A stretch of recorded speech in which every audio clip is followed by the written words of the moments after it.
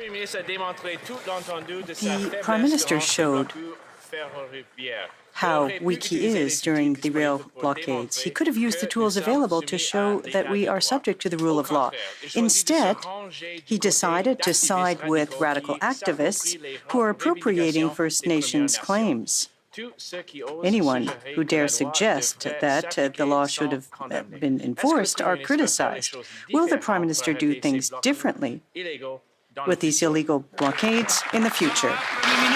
The Right Honourable Prime Minister, it's important to continue the work on reconciliation, even in difficult situations, and that is exactly what we did until we said enough was enough, the blockades had to be removed.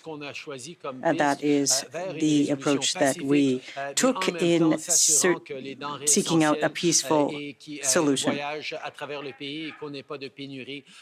We have to ensure that there aren't any shortages for Canadians using the rails. We have to continue to work on reconciliation in a committed and positive way. The Honourable Leader of the Opposition. Illegal blockades had nothing to do with reconciliation. If people in Ontario want to support reconciliation efforts, then they would listen to the members of the Wet'suwet'en First Nations who support the Coastal GasLink project. But the problem is, Mr. Speaker, is that there is now a clear playbook for radical activists to follow, and they know that the Prime Minister will do literally nothing as the economy is brought to its knees. So, knowing that there are future projects that may be proposed, what will the Prime Minister do differently in the future to prevent the types of layoffs and economic damage that these radical activists have caused? Honourable Prime Minister. His very first sentence in that question, he demonstrated that the Leader of the Opposition does not understand anything about reconciliation. People in this House, Conservative Party leaders, do not get to pick who speaks for Indigenous peoples. That needs to be done in a thoughtful, engaged way, and we demonstrated through this process that we can both protect reconciliation and protect Canada's economy as we move forward. Before I go on to the next question, I just want to remind the honourable members that there are certain individuals who have strong voices, and I don't want to have to call them out. They are very obvious who they are. So I just want to point that out. The honourable, the Leader of the Opposition. Well, Mr. Speaker, the Prime Minister was willing to break the law, bend the rules, and even fired his Attorney General when he was trying to do a favor for his corporate friends at SNC-Lavalin. But when thousands of energy sector jobs are at stake, and when dozens of First Nations communities will benefit from these energy projects, the Prime Minister does literally nothing. So why is it that when it comes to his corporate crony insider friends, the Prime Minister is willing to break the law, but when it comes to providing hope and opportunity to thousands of Canadians, the Prime Minister refuses to uphold the law? The Right Honourable Prime Minister. Speaker, Canadians expect their governments to stand up for jobs, and that's exactly what we've done every step of the way. What the member opposite simply doesn't understand is you cannot have a plan for jobs if you don't have a plan to fight climate change. It's about time he paid attention to that. The Leader of the Opposition.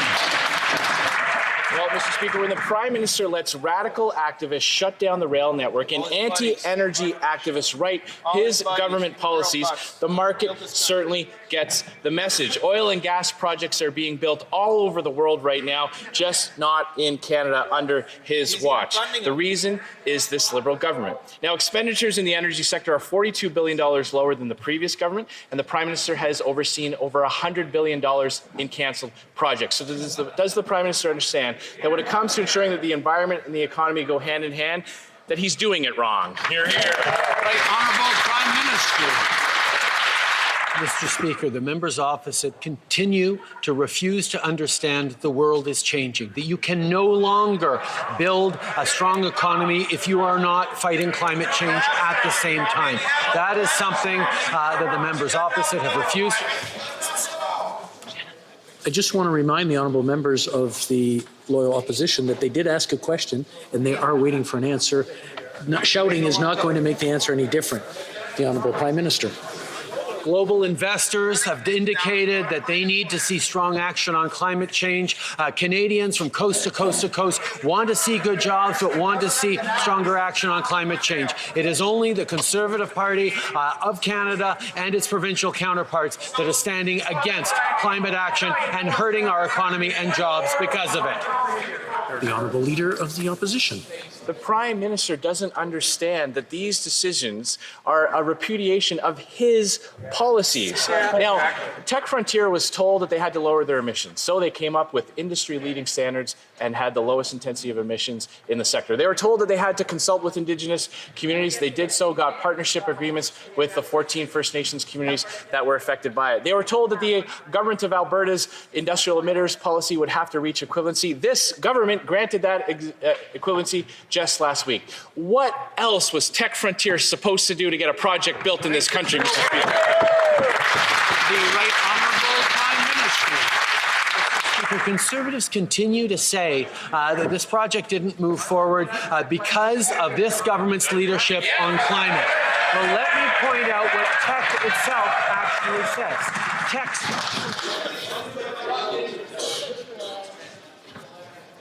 I just want to remind the members that intimidating someone who's speaking is not a good way to have a friendly back and forth. So shouting, I just want to remind everyone not to shout during question period. Right Honourable Prime Minister. Okay, Mr. Speaker, they're not intimidating me. Tech said clearly, we support strong actions to enable the transition to a low-carbon future. Tech is also strong supporters of Canada's action on climate pricing and other climate policies, such as legislated caps for oil sands emissions. It is the Conservative Party polarizing the debate on climate change that is putting our economy at risk. L'honorable député de Belleuil-Chambly. Mr. Speaker, today is not a day where we can say it's business as usual. First Nations have said through this odd negotiation process in the public sphere, because there aren't any other negotiations, that if the RCMP were to withdraw, which doesn't seem to really have been the case, and that if the work was interrupted, there was a real possibility to remove the barricades. The Prime Minister knew that on Friday. He could have done something. Why is the Prime Minister not taking action to have the barricades removed? Right Honourable Prime Minister, Mr. Speaker, we've worked very hard to achieve a peaceful solution to this situation, but we couldn't allow the barricades to remain in place. The RCMP withdrew its presence from a command post, as the Wet'suwet'en had requested. Unfortunately, even following that action, the barricades were not removed. That is why we had to move on with the following stages. The Honourable Member for Belleuil-Chambly. Doing the right thing, but doing it in the right way. Well, the Prime Minister could have resolved the situation, could have done so, but instead of doing it, will the Prime Minister acknowledge that perhaps he has even worsened and extended this crisis? The Right Honourable Prime Minister. Mr. Speaker, we showed positive commitment towards reconciliation and dialogue over a 10-day period. Once it became clear that the Indigenous communities were not prepared to negotiate in good faith with us, we changed our position. But I must point out that all police-related decisions are independent of government. The Honourable Member for Burnaby South. We're facing a national crisis, and the Prime Minister is lacking leadership. First of all, he said it wasn't his responsibility. Then he accepted his responsibility and demanded patience. And then 3 days later, his patience ran out. When will the Prime Minister accept that it's his responsibility to reduce tension and take concrete action to do so? The Right Honourable Prime Minister. Let me be clear, Mr. Speaker, we acknowledged that we needed national leadership, and that is what we showed by bringing together people for negotiations, by seeking out ways of resolving the crisis peacefully.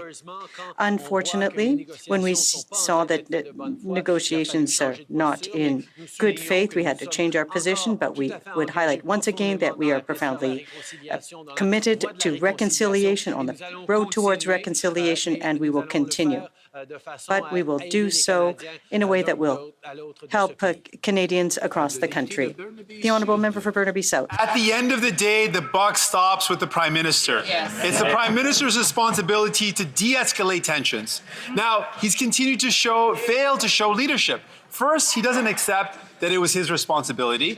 Then he finally says, okay, there's a federal responsibility, and urge patience, only to see that patience expire after 3 days, where he takes a page from the Conservative playbook and gives up on de-escalation, without ever having met with the hereditary chiefs. Mr. Speaker, when will the Prime Minister acknowledge that it's his responsibility to de-escalate, appoint a special mediator, and meet with the hereditary chiefs? The Right Honourable Prime Minister. We have demonstrated every step of the way that we continue to work on the important efforts of reconciliation. We continue to journey with Canadians, Indigenous and non-Indigenous, along that journey, but it must be done in a responsible way. And when it became clear that there was no reciprocal openness to dialogue from the Wet'suwet'en hereditary leader chiefs, we made a shift in our posture. But we need to make sure that Canadians from coast to coast to coast continue to support reconciliation and continue to be secure in their jobs and the goods that they need. Member for Lakeland. Mr. Speaker, under these Liberals, $200 billion in oil and gas gone. That's 16 times the GDP of Canada's aerospace sector and 10 times the automotive sector. 200,000 energy jobs gone, more than all the jobs in those sectors combined. This would be the national emergency for any leader. But this Prime Minister actively delays and blocks oil and gas and fails to apply the law equally to all Canadians. So here's the real question, Mr. Speaker. Does this Prime Minister want Alberta in Canada or not? The Honourable Parliamentary Secretary to the Minister of Natural Resources. The important work of growing our economy and protecting our environment goes beyond any single project. Our government is committed to working with Alberta and the resource sector to make sure good projects move forward. Our government approved the Line 3 replacement project, and that is done. And that's why we always supported Keystone XL, where construction will soon begin in the U.S. As we speak, there are thousands of good, well-paying jobs that have been created in Alberta and BC because we did the hard work to get TMX right. We believe in the workers in this sector, and we believe in their families, and we have their backs. Merci, Monsieur le Président. The Honourable Member for Lakeland. What a complete crock. This Prime Minister said he wants to phase out the oil sands, and his actions show it. So the market got the message, and he clearly doesn't care about Alberta. He was willing to break ethics laws and bully his Attorney General to save 9,000 jobs in SNC-Lavalin that were never actually at risk. Albertans want all Canadians and all sectors to succeed. But when 200,000 Albertans lose their oil and gas jobs, suicides spike by 30%, and people are losing hope and dignity, he blames everyone and everything else and does nothing. So does he want Alberta in Canada or not? And what will he do to stop the bleeding East Coast?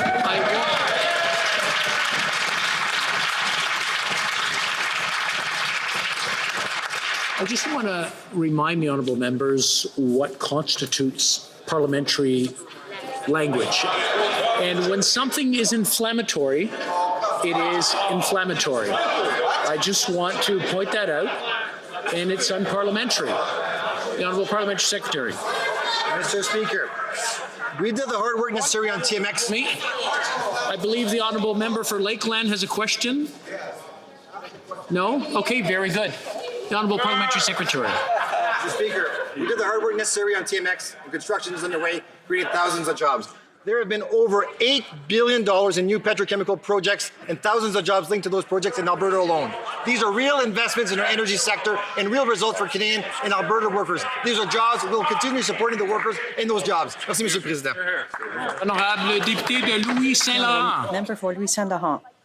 Mr. Speaker, it's not a good day for Canada with the end of the Tech Frontier project. 10,000 jobs are lost, $20 billion in investments have been lost, but the company had done everything it had to and obtained all of the authorizations it needed to over 10 years. But the final authorization from the final government was what was lacking. Since July, the government has had this file on his table. We've got July, August, September, October, all of those months, Mr. Speaker, the Prime Minister did nothing.